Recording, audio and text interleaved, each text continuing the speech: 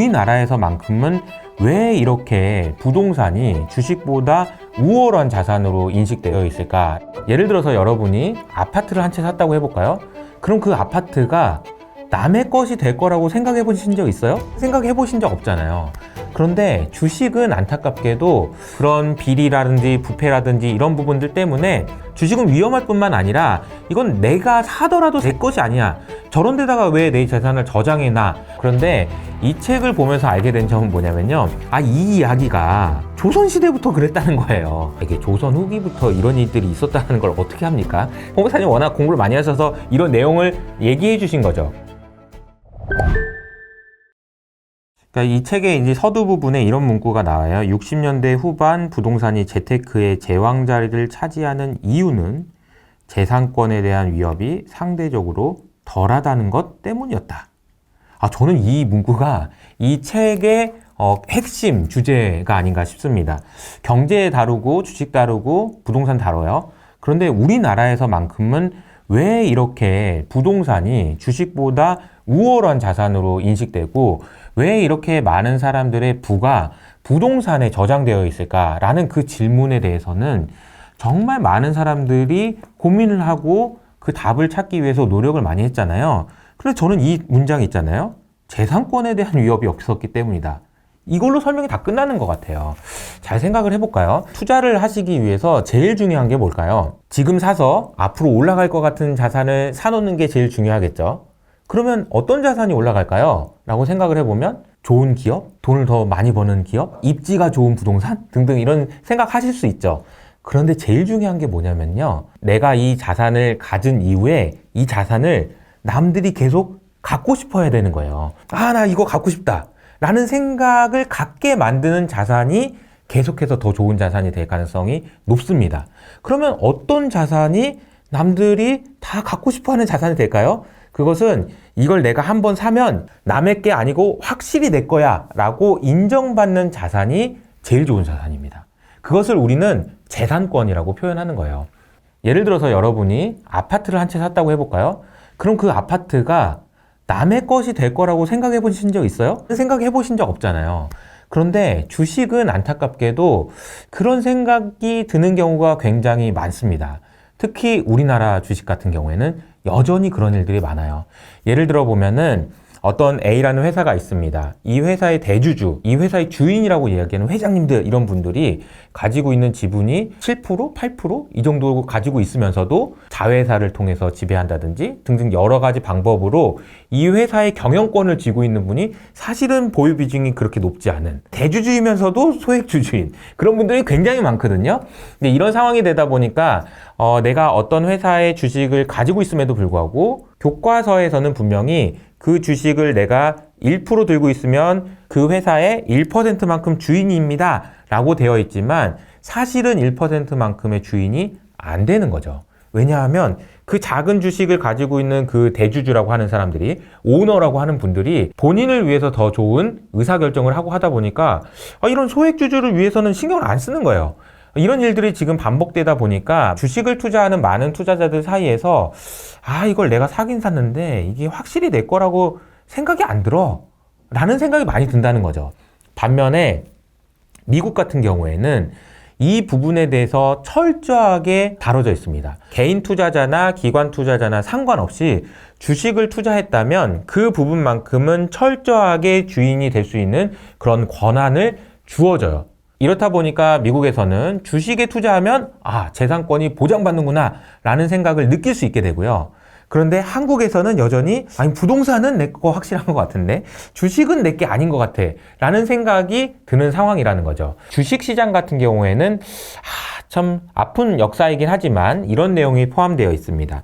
1961년에 쿠데타로 권력을 잡은 군부 세력이 1962년도에 주식 시세 조작으로 선거 자금을 마련하려다가 실패한 다음에 한국 국민들은 주식에 대한 관심을 아예 끊어버렸다라는 표현이 나옵니다. 그런 비리라든지 부패라든지 이런 부분들 때문에 주식은 위험할 뿐만 아니라 이건 내가 사더라도 내 것이 아니야. 저런 데다가 왜 내 재산을 저장해놔? 라는 생각이 머리 바뀌다 보니까 그런 생각이 계속해서 유지될 수밖에 없었던 아픈 역사에 대해서 우리가 알 수 있었던 거 아닌가 싶습니다. 그런데 여러분 너무 암울하게 생각하실 필요는 없습니다. 1970년대에 비하면 우리나라는 정말 많이 발전했고요. 그리고 여러분들이 주식 투자 많이 하시면서 앞서 말씀드렸던 대주주들도 생각이 많이 바뀌었어요. 그래서 내가 소액주주를 위해서 더 열심히 해야 되는구나 이런 생각들도 많이 하셔서 우리나라의 거버넌스도 지금 계속해서 조금씩 더 좋아지고 있는 상황입니다. 이것을 비유해보면은 중국의 사례를 말씀드릴 수 있어요. 최근에 중국이 지금 많은 어려움을 겪고 있잖아요. 부동산도 안 좋대, 경기도 안 좋대, 특히 주식시장도 안 좋아요. 근데 이런 일들이 벌어진 배경을 보니까요. 2020년 말에 있었던 공동부유라는 다 같이 잘 살아보자 라는 그 정책이 나온 이후였던 것 같습니다. 중국 같은 경우에는요, 중국 공산당이 가지고 있었던 기업들이 굉장히 많았어요. 그 비중이 2010년 초반만 해도 한 70% 정도 됐습니다. 그런데 그 비중을 계속해서 줄여나갑니다. 그러면서 마윈 같은 훌륭한 기업가들이 나오고 알리바바 같은 그런 대기업들이 나오면서 민간이 주식시장에서 부를 축적하기 시작하죠. 그러면서 국가가 가지고 있던 비중이 50% 이하로 내려가고요. 민간이 가지고 있던 비중이 크게 증가합니다. 그리고 나서 2020년 말에 공동부유 사건, 마윈 회장이 잡혀가고 있는 그런 사건 기억하시죠? 그 사건이 일어난 이후로 이게 급격하게 방향을 바꿉니다. 그러면서 정부가 다시 가져가요. 개인이 가지고 있던 주식을 그냥 정부가 가져갑니다. 자, 이런 상황이 되면은 중국 사람들은 어떤 생각을 할까요? 아, 내가 주식에다가 저장해 놓으면 나의 재산권은 지킬 수가 없구나 라는 생각이 들 거고 당연히 주식시장이 활성화되지 않을 겁니다. 지금 현재 중국은 과거 1970년대, 60년대 우리나라 같은 상황이고 우리나라는 미국의 상황을 위해서 가고 있는 과정이다 라고 보면 어떻게 보면 우리나라도 좀 더 개선이 되게 되면 우리나라 주식시장도 지금 부동산만큼은 아닐지 몰라도 계속해서 더 좋은 환경으로 이어질 수 있지 않을까라는 희망도 가져볼 수 있는 것 같아요. 박사님이 쓰신 책에 보면 이런 내용이 나와 있습니다. 한국에서 주식시장이 그들만의 리그에서 벗어나서 대중적인 투자 대상으로 부각된 것은 80년대 민주화 이후라는 것을 잊으면 안 된다. 그러니까 민주화라는 거하고 주식하고 뭔 상관이야? 이건 민주는 정치고 주식은 경제 아닌가? 라고 생각하실 수 있는데 앞서 제가 설명드린 것처럼 주식이라는 것도 똑같이 권리잖아요. 네가 주식 한 주 사면은 너는 이만큼의 권리를 가지고 있는 거야 라고 얘기해 주는 건데 그걸 믿으니까 사는 거거든요. 그걸 믿으려면 어떻게 해야 됩니까? 이건 네 거야 라고 얘기해 줘야 되는 거죠. 그래서 민주화라는 것도 우리나라 주식시장이 발전하는 데 있어서 너무나도 중요한 사건이었다라고 볼 수 있는 거죠. 저는 개인적으로 경제가 성장하기 위해서 필요한 것은 누군가가 더 열심히 일을 해야 되는 거예요.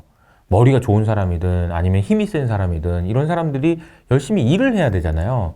그럼 열심히 일을 하게 만들려면은 우리 학교 다닐 때 학생들한테 하는 방법이 두 가지가 있죠. 공부 왜 안 하냐 그러면서 이제 공부시킬 수도 있고요. 동기부여를 해서 스스로 공부하게 만드는 게 좋잖아요. 여러분들도 잘 아시겠지만 동기부여된 사람이 매 맞으면서 공부하는 사람을 당연히 이깁니다. 경제도 마찬가지라고 저는 생각해요. 우리나라의 국민들이 스스로 일을 할 수 있는 환경을 만들어주는 것이 너무 중요하다고 생각하거든요. 그 이야기는 뭐냐면 재산권을 인정해줘야 되는 거죠. 네가 만약에 회사를 만들면 이건 다 네 거니까 열심히 하는 대로 열심히 한 만큼 네가 다 가져가 라고 할 수 있는 제도의 뒷받침, 이런 부분들이 너무 중요하다라는 생각이 들어요. 이 책에 나와 있는 내용 중에서 정말 재밌었던 게 1972년도에 있었던 83 조치라는 게 있습니다. 이 조치 정말 황당합니다. 이런 내용이에요. 1972년 8월 2일 현재 기업이 보유하고 있는 사채를 일주일 내에 전부 신고해서 사채의 이자율은 은행금리 수준인 16%로 인하하고 원금은 3년 거치 5년 분할 상환으로 한다. 이 이야기가 무슨 얘기냐면요. 원래 사채라는 거는 여러분 제가 여러분들한테 돈 빌려주는 개념이잖아요. 그리고 내가 40%를 이자를 받기로 계약을 했어요. 근데 갑자기 뜬금없이 기업이 보유하고 있는 사채를 일주일 내에 신고해. 일주일 내에 신고해가지고 16%로 맞춰. 야, 이게 너무 황당하지 않나요? 동결! 그러면서 이런 정책들이 나왔다는 사실 자체가 저는 어떻게 보면 재산권의 심각한 피해라고 볼 수 있잖아요. 야, 내가 재산권을 그렇게 피해를 줬으니까 그럼 내가 너한테 좀 잘해줄게 라는 이야기들도 나오고, 이 뒤에 보면 그 뒤에 무슨 일들이 일어나는지에 대해서 아주 자세히 설명이 되어 있습니다. 계속해서 제가 말씀드리고 있는 건 뭐냐면, 큰 틀 안에서 범죄를 저지르지만 않는다면 이건 네 거야, 이걸 인정해 줄 수 있는 그런 제도적인 기반이 깔리는 것이 사실 우리나라 경제가 계속해서 성장하는데 너무나도 중요한 기준이라고 생각을 해요. 그래서 우리나라에 있는 국민들 모두 잘 아시는 것처럼 정말 열심히 일하잖아요. 그러니까 그분들이 더 열심히 일할 수 있는 환경을 만들어주는 것이 중요하다라는 교훈을 얻게 되는 것 같습니다.